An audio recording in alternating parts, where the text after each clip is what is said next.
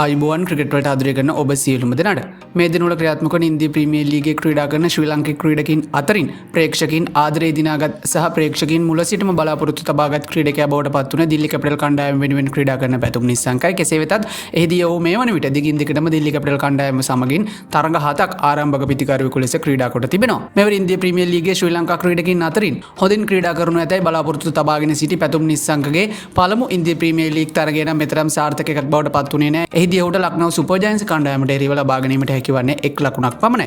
ඉන් අනතුරුව ඔහු මුම්බයි ඉන්දියන්ස් කණ්ඩායමට එරෙහිව ලකුණු 44කුත්, ගුජරාට් ටයිටන්ස් කණ්ඩායමට එරෙහිව ලකුණු 41කුත් සහ චෙන්නයි සුපර් කිංස් කණ්ඩායමට එරෙහිව නැවතත් ලකුණු 41කුත් යනුවෙන් හොඳ ඉනිම් 3ක් ක්‍රීඩා කිරීමට සමත් වුණොත් ඔහුට මෙම ඉනිම් 3 අර්ධශතක ඉනිම් දක්වා රැගෙන යාමට හැකියාවක් ලැබෙන්නේ නැහැ. කෙසේ වෙතත් ඉන් අනතුරුව පැවති තරඟ 3 ඔහුගේ ඉන්දිය ප්‍රීමියර් ලීග් ගමනේ හැරවුම් ලක්ෂයක් බවට පත් වුණා. එහිදී ඔහු රොයල් චැලෙන්ජර්ස් බැංගලෝර කණ්ඩායමට එරෙහිව ලබා ගන්න 1 ලකුණක් පමණයි. නැවතත් සන්රයිසර්ස් හයිදරාබාද් කණ්ඩායමට එරෙහිව ලකුණු 8ක් සහ පංජාබ් කිංස් කණ්ඩායමට එරෙහිව ලබා ගන්නේ ලකුණු 11ක් පමණයි. කෙසේ වෙතත් ඔහු ඒ අනුව අවසන් තරඟ 3දී එතරම් කැපී පෙනෙන දක්ෂතා අතරට පැමිණීමට සමත්කම් දක්වා නැහැ. එහිදී මෙවර ඉන්දිය ප්‍රීමියර් ලීගයේ තරඟ 7ක් ක්‍රීඩා කොට ඇති පැතුම් නිස්සංක එහිදී ලකුණු 147ක් පමණයි වාර්තා කර ගන්නට සමත් වෙලා තියෙන්නේ. මෙහි සාමාන්‍ය දක්වන්නේ 21ක් විදිහට. ඉතින් ඉන්දිය ප්‍රීමියර් ලීග් තරඟ වාරයක් තුල මේ ආකාරයේ පිටිකරන සාමාන්‍යයක් යනු එතරම් සාධාරණීකරණය කළ හැකි සාමාන්‍යයක් නොවන බවට ක්‍රිකට් ප්‍රේක්ෂකයන් හොදාකාරවම දන්නා කරුණක්. ඉතින් එම නිසාවෙන් මෙවර ඉන්දිය ප්‍රීමියර් ලීගයේ ඉදිරියට පැවැත්වෙන තරඟවලට සහ අද දිනේදී පැවැත්වීමට නියමිත දිල්ලි කැපිටල් කණ්ඩායමේ තරඟවලට පැතුම් නිස්සංකව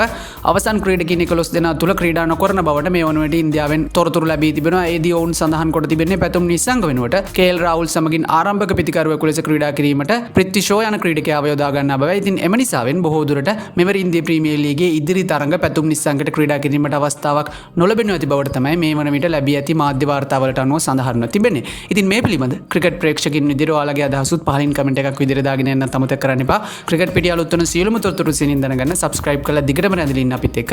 එහෙනම් හැම කෙනෙකුටම සුබ දවසක්.